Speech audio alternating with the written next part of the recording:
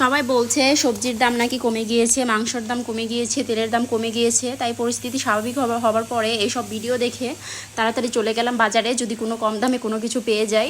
তো আসলে অবিশ্বাস্য ব্যাপার। এই দেখেন আমি বাজারে গিয়েছিলাম, আর এই আমগুলো আপনারা দেখলে জানলে অবাক হবেন যে মাত্র 60 টাকা কেজি ছিল।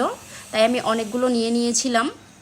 এই আম ছাড়াও আমি অনেক কিছু নিয়েছিলাম, সেগুলোও দেখবেন আজকের এই ভিডিওতে। আর ওই আমটা কাঁচা ছিল, এই জন্য আমি সাইড করে রেখেছিলাম।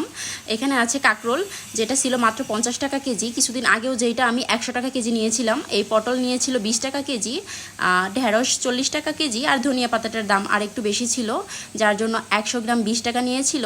আর পেঁয়াজের দাম বলতে গেলে একদম কমেনি, ওইটা ছিল আপনার 120 টাকা কেজি। আর এই পুঁই শাকের আটি নিয়েছিলাম আমি 10 টাকা দিয়ে। আর মিষ্টি কুমড়া পুরো আস্ত ধরে নিয়েছিলাম আমি হচ্ছে 40 টাকা দিয়ে। আর এখানে লটকন দেখেছেন, এটা হচ্ছে আমি 60 টাকা কেজি নিয়েছিলাম। আর আরও কিছু আম ছিল, ছোটো ছোটো রূপালি আম, যেগুলো ছিল মাত্র 80 টাকা করে, যেগুলো কিছুদিন আগেও